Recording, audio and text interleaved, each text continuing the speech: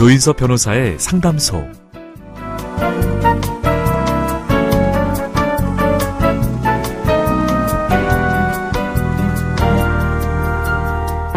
사람의 몸은 피곤하고 힘들수록 움츠려든다고 합니다. 혹시 거울에 비친 내 등이 유독 굽어 보인다면 지금 바로 이렇게 한번 해보시면 어떨까요? 배에 힘을 딱 주고 기지개를 켜듯이 두 팔을 높이 올려보는 거예요. 오늘도 당신의 편이 되겠습니다. 속 시원하고 정확한 자문으로 법률 문제를 풀어드리는 조인섭 변호사의 상담소, 지금 바로 문을 열겠습니다. 저는 조인섭입니다.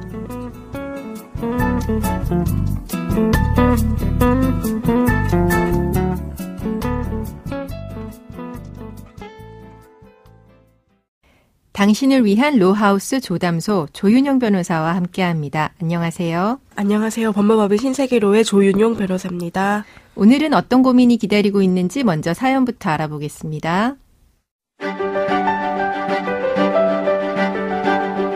저와 아내는 결혼 10년차 부부이고 두 아이를 두고 있습니다. 저는 평범한 회사원이고 아내는 어린이 수학학원을 운영하고 있는데요. 몇 년 전부터 학원 운영이 잘 안 됐습니다. 저도 금전적으로 많이 보탰지만 늘어나는 빚을 도저히 감당할 수 없었고 회생 신청을 했습니다. 그 무렵 저희 부부는 매일 심하게 다퉜습니다. 아내는 학원 운영을 핑계로 자꾸 밖으로 나돌더라고요. 갈등의 골은 점점 깊어졌고 결국 법원에 가서 협의이혼을 신청했습니다. 저는 아이들을 데리고 부모님이 계시는 본가로 들어갔고 아내는 원래 살던 아파트에서 지냈죠. 그런데 막상 이혼하려니까 망설여졌습니다. 저는 아내에게 아이들을 생각해서 화해하자고 설득을 했지만 아내는 이미 저한테 마음이 떠난 것 같았습니다. 그렇게 별거를 한 지 한 달 정도 됐을 때였습니다. 아이들 물건 중 놓고 온 게 있어서 아내가 사는 아파트로 갔는데요. 아내가 낯선 남자와 애정 행각을 벌이고 있더라고요. 순간 이성을 잃은 저는 그 남자와 몸싸움을 벌였습니다. 아내는 경찰에 신고했고 그 남자는 저를 폭행죄로 고소했죠. 알고 보니 그 남자는 아내가 운영하는 학원에 채용된 강사였습니다. 제 생각엔 협의이혼 신청하기 전부터 두 사람이 만나온 것 같은데 아내는 이혼 신청하고 나서 처음 알게 됐고 별거 생활을 하면서 만난 거니까 아무 문제 없다고 하네요. 그 말이 정말인지는 모르겠지만 이혼하기도 전에 다른 남자를 만난 아내가 너무나 괘씸하게 느껴집니다. 그래서 협의이혼이 아닌 이혼 재판을 해서 잘잘못을 가리고 싶습니다.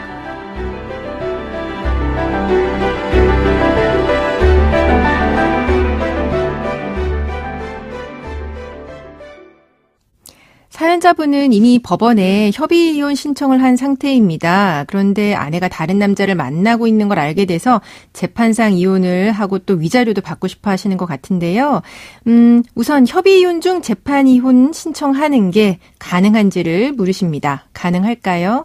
예, 사연자는 상대방과 협의이혼 의사 확인 신청을 하고 숙려기간 중에 별거를 하고 있었던 것으로 보입니다. 네.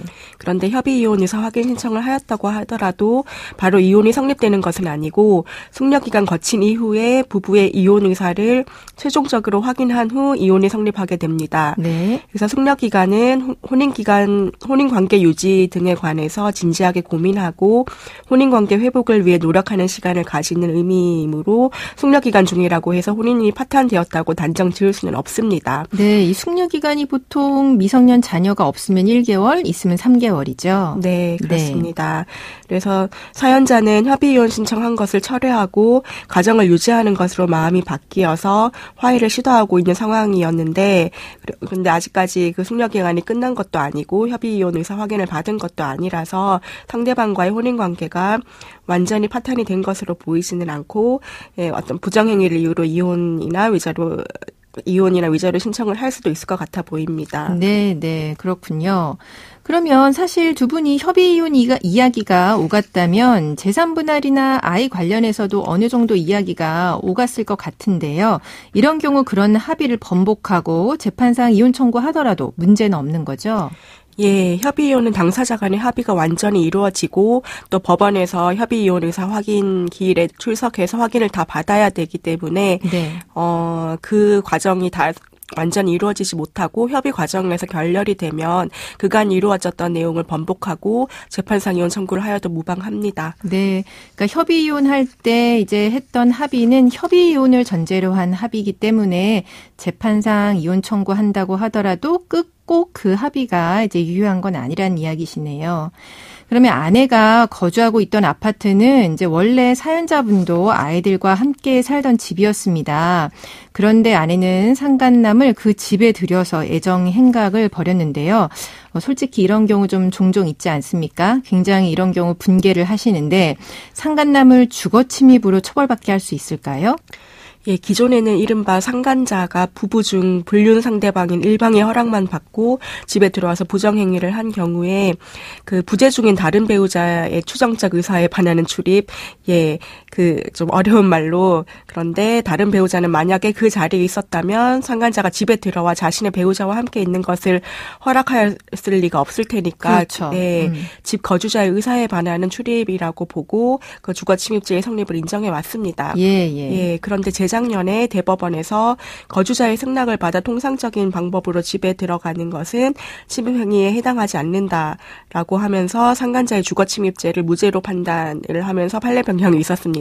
이제 상간녀가 집에 들어와도 주거침입이 안 된다는 이야기죠? 예, 이런 변화된 판례의 기조로 보건대 뭐 특별한 사정이 아닌 한은 지금 현 시점에서 상간자가 주거침입죄로 처벌받기는 좀 어려울 수 있습니다. 네, 그렇군요. 이 부분과 관련해서 상간자 손해배상 청구 소송 진행하면서 이제 예전에는 이제 주거 침입으로 고소도 했었는데 이제 대법원에서 무죄가 나왔기 때문에 현재는 간통죄도 폐지됐고 주거 침입도 안 되고 그럼 결국은 상간자한테 할 수 있는 거는 상간 소송, 손해배상 청구 소송밖에 없는 거죠? 예, 그렇습니다. 그러면은 이런 경우 위자료는 얼마가 될까요? 예, 그 협의이혼 숙려 기간 중에 뭐 만남이라고 하더라도 지금 우리 가정법원에서는 혼인이 완전히 파탄에 이른 것은 아니라는 그 입장이라서 네. 상간소송은 가능할 것으로 보이고요. 네. 그 위자료는 부정행위, 태양이나 기간 등에 따라서 좀 달라질 수는 있는데 네. 상간자 위자료 보통 적게는 1,000만 원에서 3,000만 원 정도 선에서 결정이 되는 것 같습니다. 아, 예, 그렇군요. 그리고 사연자분의 아내가 운영하는 수학학원 문제로 이제 채무가 늘어나서 회생 신청을 했다는 이야기가 나옵니다. 이 채무도 재산 분할해야 할까요? 예, 상대방 혼인 생활 중에 그 수학학원 개업해서 운영하였는데요. 상대방이 운영하던 사업체이고 결과적으로 잘 되지는 않았지만 그 사업을 운영하면서 얻은 수익이므로 생활비와 아이들 양육비에 사용했을 것이고 사연자도 아내의 사업을 물신양면으로 도왔던 것으로 보여서 그렇다면 그 사업을 운영하면서 발생한 채무도 부부 공동생활을 위해서 발생한 것으로 볼 수 있고 이 회생 채무 역시 또 소극 재산으로서 부부 재산 분할의 대상에 포함될 수 있습니다. 네. 예, 그런데, 예, 사연자도 일정 부분 채무를 분담해야 될 것으로 보이기는 하는데요. 네, 좀 억울하실 것 예, 같아요. 그렇기는 하지만 어떤 재산들의 형성 경위나 채무를 지게 된 구체적인 경위, 그리고 그동안의 재산 형성과 유지에 기여해온 내역들을 따져서 그 분담 비율에는 좀 조절이 있을 것으로 보입니다. 네. 그러면 사업상 채무가 재산 분할이 안 되는 경우도 있을까요? 예, 그 사업체가 뭐 사연자님 경우에는 개인 사업체지만은 사업체가 네. 법인일 경우에는 법인 명의의 채무는 뭐 아주 특별한 사정이 없는 한은 포함되기 네. 어렵고 좀 특별한 드문 경우이기는 하지만은 네. 만약에 개인 사업체라고 하더라도 전혀 혼인 생활을 위해 사용하지 않고 네. 뭐 가족과 무관하게 운영되었던 경우 네. 예, 아니면은 사업 명목으로 채무를 졌다고 하더라도 사실 명목상 채무만 그렇고 사실은 뭐 개인 용도로 뭐 도박이나 투자, 네. 개인 투자나 유흥비 등의 네. 목적으로 사용한 것들이 밝혀진다면은 그런 부분은 좀 빠질 수 있습니다. 아, 예. 그리고 이제 사연자분은 지금 별거 중이신데요. 자녀들을 키우면서 양육비를 못 받으시는 것 같은데 양육비 받으실 수 있을까요? 예, 그 미성년 자녀를 양육하는 일방은 상대방에 대해서 현재나 장래 양육비는 물론이고 그 과거에 발생한 양육비에 대해서도 상대방이 분담함이 상당하다고 인정되는 경우에는 그 비용의 상환을 청구할 수 있습니다. 그 사연자님이 상대방과 별거하면서 양육비를 전혀 받지 못했다면은 그 이후에 이혼 소송 진행하면서 별거 기간 동안 받지 못한 과거 양육비 청구도 함께 받을 수 있을 것으로 보입니다. 네. 지금까지 상담 내용을 정리해보자면 협의이혼 숙려기간 중이라도 이혼소송 제기할 수 있고요. 부정행위를 한 아내를 상대로 이혼과 위자료 청구를 하실 수 있다라고 했습니다. 그리고 아내가 운영하던 학원으로 인해 챙긴 채무는 부부 공동생활을 위해서 발생한 것으로 볼 수 있기 때문에 다만 재산분할 대상에는 포함이 되지만요. 그 분담 비율을 정함에 있어서는 조율이 이루어질 것 같다라고 이야기해 주셨고 별거하는 동안에 못 받은 양육비 이혼소송 진행하면서 받을 수 있다라고 해주셨습니다. 지금까지 조윤영 변호사와 함께했습니다. 네, 감사합니다.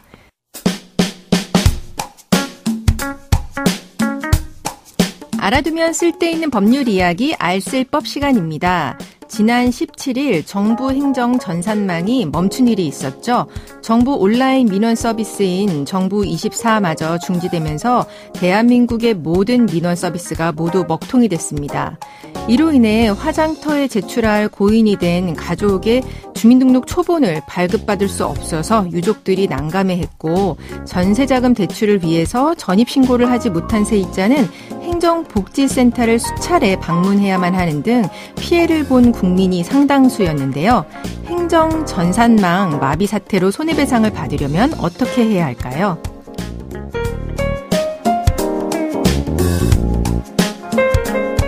행정전산망 마비 사태로 손해배상을 받으려면 구체적인 손해를 입증해야 합니다. 상대방이 문제를 일으켰다는 것에 대한 증명과 그 문제 때문에 객관적인 손해가 발생했다는 점까지 입증돼야 하는 거죠. 이와 관련해서 법원은 2017년에 가상화폐 거래소 빗썸에서 일어난 전산장애로 피해를 본 일부 투자자들에게 정신적 피해를 배상하라는 판결을 한 적이 있는데요. 당시 법원은 빗썸이 서버 관리와 용량 확보 등 관리 의무를 다하지 못해서 문제를 키웠다는 것을 인정을 했고 장애 당시에 일부 코인 가격이 하락하는 상황에서 투자자들이 원하는 가격에 코인을 거래할 수 없어서 정신적 피해를 본 것도 인정된다고 판단을 했습니다. 하지만 지난해 10월 카카오 먹통 사건이 있었을 때 시민단체 등이 카카오를 상대로 제기한 손해배상 소송의 경우 원고 패소로 끝났습니다. 당시 법원은 원고들이 제출한 증거들만으로는 손해배상 책임이 있다고 단정하기 어렵다라고 했는데요. 다만 이번 사건은 카카오 사건과는 좀 차이가 있습니다. 국가가 발급하는 서류는 대체할 수가 없어서 물질적인 피해가 비교적 분명하게 증명된다는 것입니다. 그러니까 손해를 본 시민들은 지금부터라도 관련 서류를 모아두는 등 준비를 하시는 게 좋을 것 같습니다. 한편 정부는 20일 전국 행정망 먹통 사태와 관련해서 모두 복구됐다고 밝혔지만 아직 원인은 파악하지 못한 것으로 알려졌습니다. 조인섭 변호사의 상담소 조담소는 언제나 당신과 함께합니다. 끝곡으로 척 만지오니의 벨라비아 들려드리면서 저는 이만 인사드립니다. 지금까지 로이어 조인섭이었습니다.